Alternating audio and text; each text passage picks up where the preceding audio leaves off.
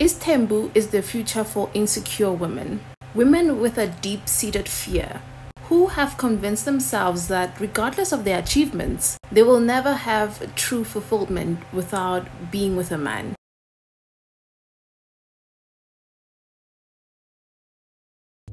Istanbul is the future for insecure women, women with a deep-seated fear, who have convinced themselves that regardless of their achievements, they will never have true fulfillment without being with a man. And for men who are so misogynistic, who prey upon the insecure minds of such women and convinces them that he is the actual prize. As he's only the heterosexual man, straight man, women are going to pursue him.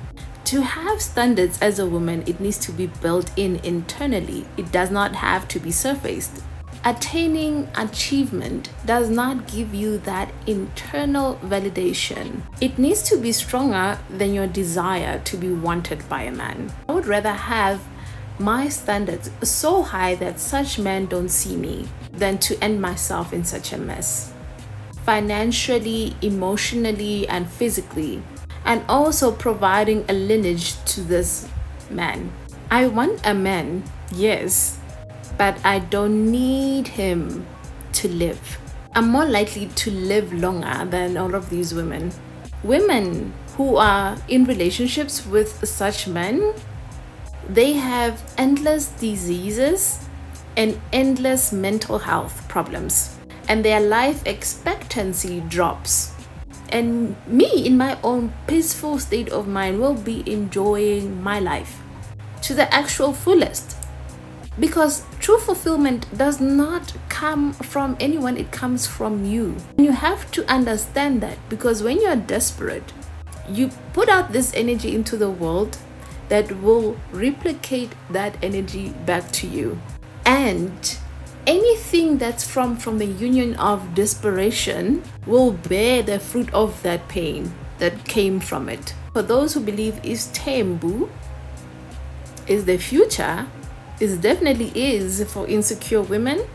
So work on yourself internally as a woman before you produce your lineage to be born in a mess that's going to take lifetimes to cleanse.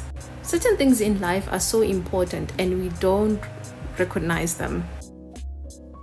But that's how men like you vilify women like me who have no children or no male partner. Because I'm so selective with the type of men I choose to bring into my life, men cannot comprehend how I can be truly happy without the presence of a man in my life. Male logic that you can simply apply in defining me would be, it is because that she is bitter towards men.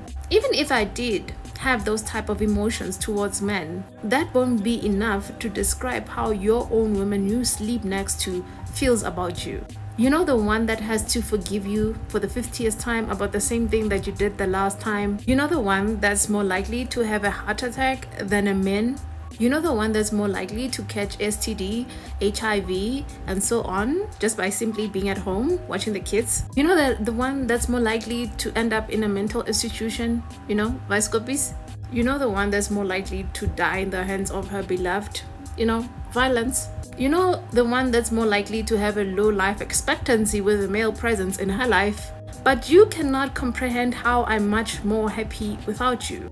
This is why I say to women, you have not learned to love yourself sincerely until you've learned to overcome the fear of loneliness. Without overcoming the fear of loneliness, men would use it to manipulate you with it. You would make decisions off that fact that you fear and you've become desperate. And therefore, your decisions after that have become impulsive, putting you more in this toxic cycle that you would never get out of. Simply because it started with that one simple seed. I have programmed myself to love me so much so that it will become so difficult for a man to brainwash that love that I have built in myself.